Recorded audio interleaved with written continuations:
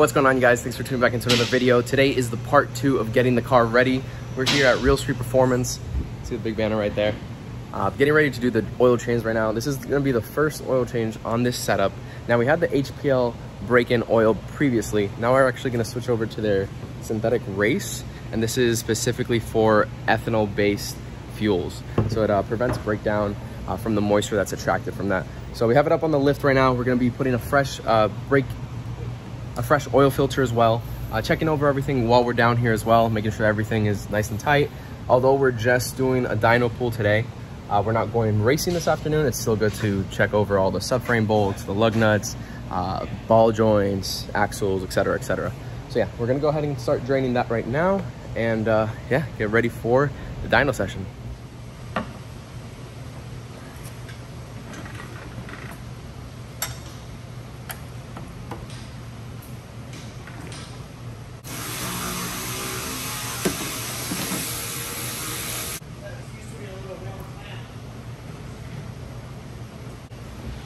Normally what I like to do while it's draining, I'll have a little piece of paper towel, or a rag.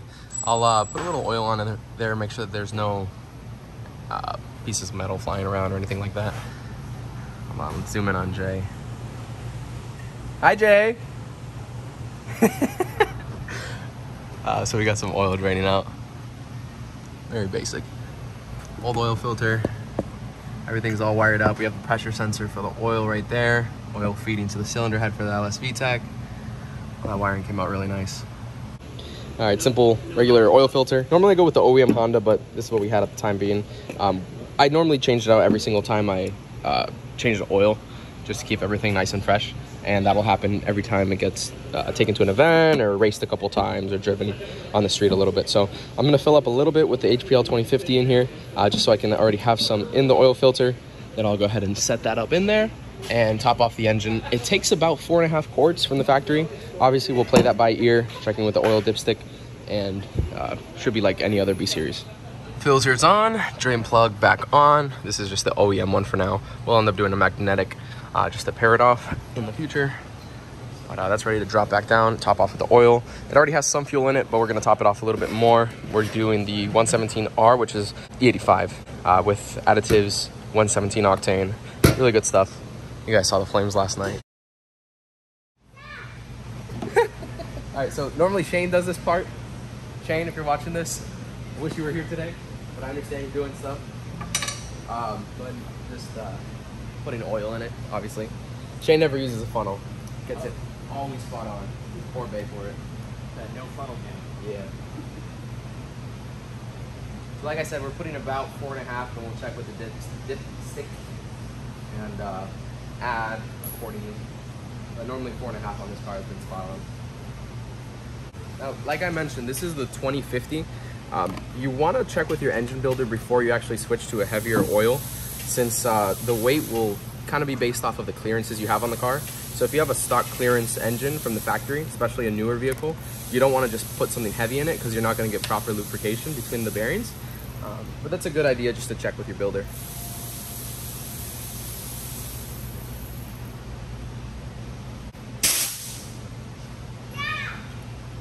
You guys are wondering what that noise was. Jay's purging some nitrous over there. All right, oil's topped off except for the 5th quart. I just cycled the engine a little bit. No injector, no coil, spark, or anything. Just cycling the engine to get oil through the filter and let it drain back into the pan, check the proper level with the dipstick. So I'll top off probably another 1/2 quart from the 5th quart right there. As for the spark plugs, there's currently NGK 2668s, which we've traditionally run on this car in the past. Really great spark plug. We're planning to do a little bit more boost this time, so we're going to step up to a colder plug. We have 2669s. We aren't going to put them in yet. We're going to put the car in the dyno, get it kind of taken care of. Once we go for the power runs, we'll actually switch these in, gap them accordingly depending on what the tuner wants to do, and go from there. But right now, we're pretty good.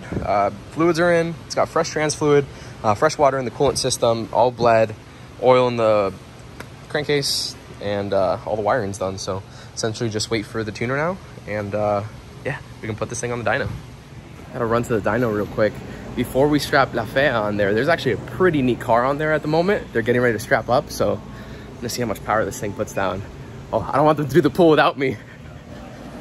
it gets pretty hot here, so we got to make sure a good fan on there for this big car. We gotta pull it on here. There we go. Go ahead, keep going. Rear wheel drive. Alright, stop. We're good. We're good. We're good. We're good right there. When your car makes too much power, it can't be on a regular dyno. Oh. Alright, man, come on here. Let's go this way. That's pretty sick. Alright, that's good. So this is Michael and Alex. Hey, man. So cute. So while we're waiting for the tuner to get here, Louise is taking some nice photos, video of the car as well. So yeah, look at this light. A lot better than my flash on my phone. So it's pretty cool. Last thing we need to do is just top off the fuel. 1-ethanol R. I have a little Walmart funnel just because I don't have a filler for this, and the gas filler neck on the Integra is kind of down in there, and I don't know how to pour very well. So little funnel, then right there for the oil. Top off the oil in a sec, and we should be good to take it off the lift and onto the dyno. All right, just got done topping it off. We had a little bit left in the pail, so 5-gallon pail. I already had some in the tank as well, so we're good to go on that end. Nice and dry. That should be it. Stay. It should be it. We're gonna go ahead and get it off the lift right now, driven over to the dyno room. Stay. To the dyno room and be able to strap it on the dyno so we can start doing some pulls. According to Carlos, we're gonna start with like a 15 PSI, which is what we were doing yesterday on the base map, up it with the boost controller, and then kind of see what it can take. Keep in mind, it's still somewhat of a stock trans. It's an M Factory first long gear, but the second, third, and fourth are still OEM gears. It has a fifth gear cuff, M Factory LSD, so it'll hold up a little better than a factory transmission, but it's nowhere near a PPG, which is really what we want to put on it. And once we have that trans to hold the power, we're also going to upgrade turbo. Right now it's a 67 millimeter. We want to do a 6870, be able to make about 1,000 horsepower, but we need that turbo to be put on there first. But the engine package, it's going to be able to handle it absolutely no problem. So yeah, let's go ahead and get this down from the lift over to the dyno room and start doing some pulls. Getting it strapped down right now on the dyno, fully enclosed. Exhaust vent right there, air vent in the front. Carlos over here setting up the dyno. Michael strapping it down with me. It's looking pretty good. Almost go time, so pretty stoked. Just doing a little roller to test out the dyno real quick.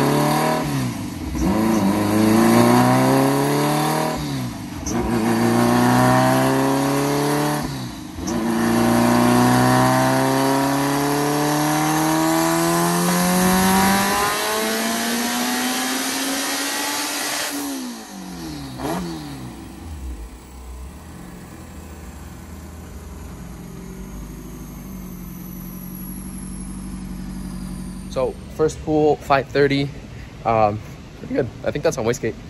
Carlos is wanting to see if we can slow down the dyno's brakes. I'll ask Michael now.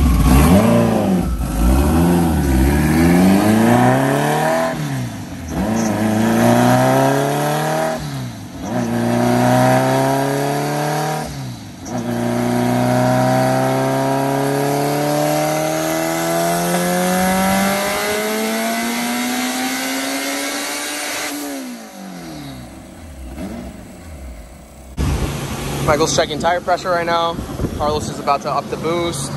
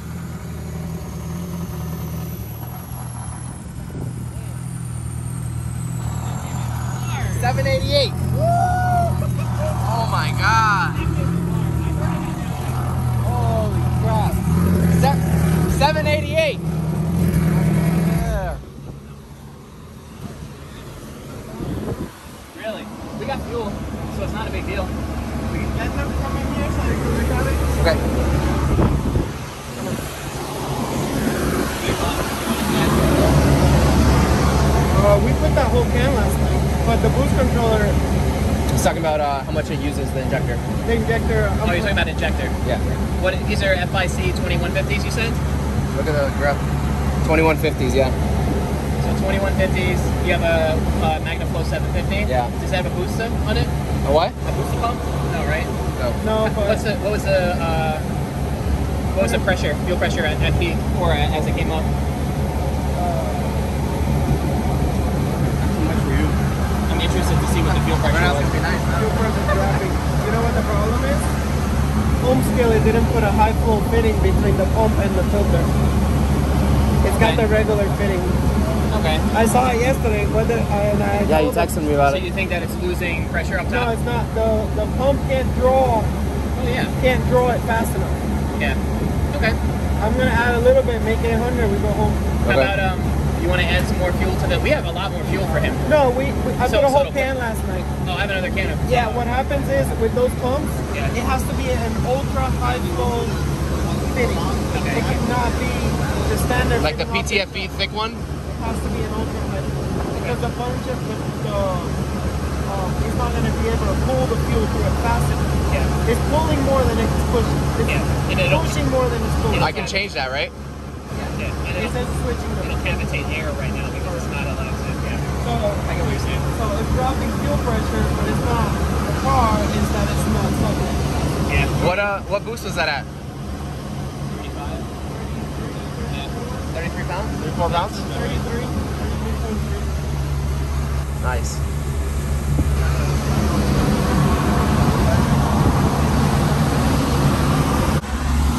$788, 34 pounds. That's not bad at all. 16 degrees of time. That's good, right? Just made 788. Topped off the fuel. And we're gonna do another pass, see if we can clear 800. It's 788, I'm freaking stoked. Oh my, that's the most this car's ever made. And yeah, still, you know, stock second, third, and fourth gear. So let's pray for the trans. Woo! Let's get it.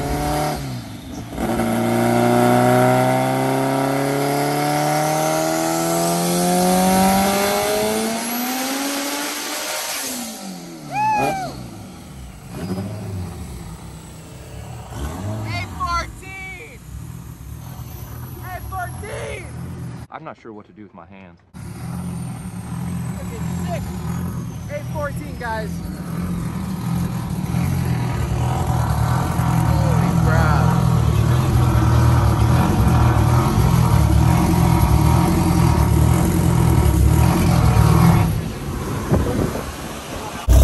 Gonna try out the two-step real quick.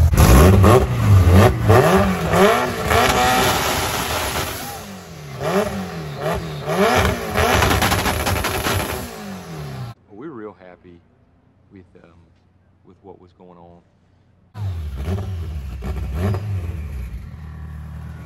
All right, guys, I'm gonna wrap up the dyno stuff for tonight. Dude, 814 horsepower. That's over 200 horsepower cylinder. Whole nother realm of things. This is insane, guys.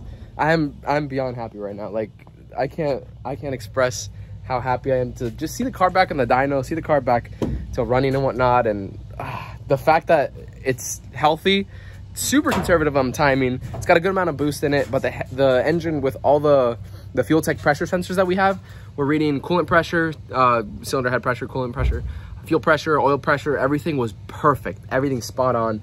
No coolant pressure. Everything was like super good inside of the engine, and it made great power. 814 horsepower in 5 or 6 pools. Crazy, and it runs so good.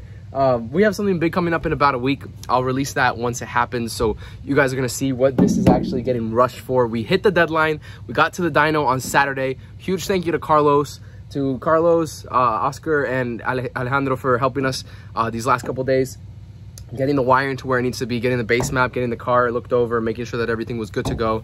Like, you guys hustled, and I'm blessed to have such great people around me like you guys. Thank you to Real Street, One Ethanol, Fuel Tech, SB Machine, S1 Bill, everybody who's shown me love. There's so many more people that I can't even say anything. But yeah, the car is still on the dyno. We're going to finish doing some media stuff on Monday, so it's gonna stay there. We're gonna continue filming a little bit like of a breakdown of the build. We're gonna be doing that on the Real Street Performance channel. You guys can find that just by searching Real Street on YouTube. And I also do want to make a breakdown video on my end of essentially what this car has part for part. And I've done this in the past with different versions of it. I've done it in the past with my CRX, 2 versions of La Fea, a whole bunch of different stuff.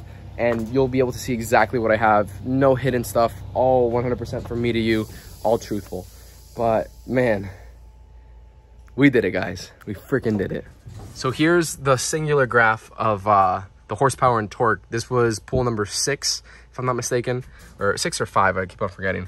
Anyways, it made 814 horsepower, 518 torque. This is a really conservative dyno too. Like, it historically is more of a calibration tool rather than like a peak horsepower tool.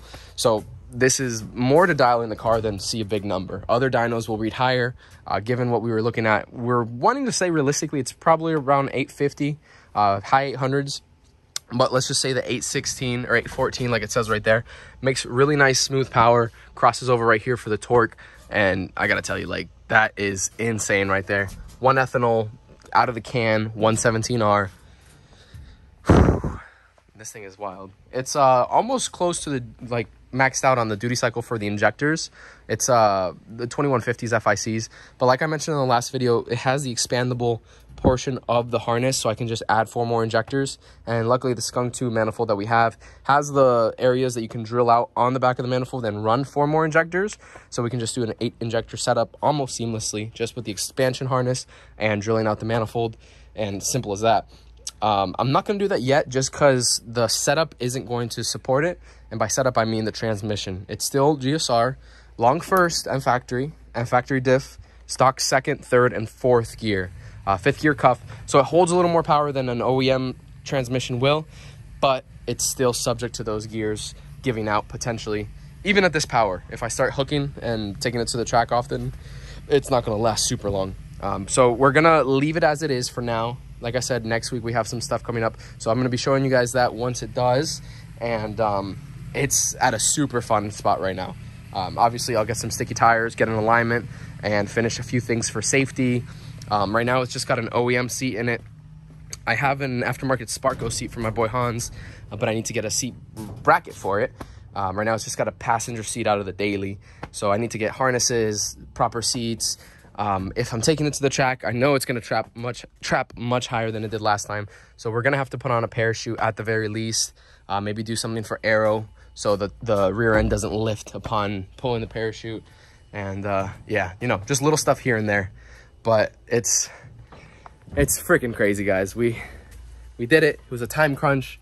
We were pushing it to the limit, midnight oil every night, and we finally got the car to where it needs to be. I'm so excited, guys. Like, I can't put it into words. I freaking love it.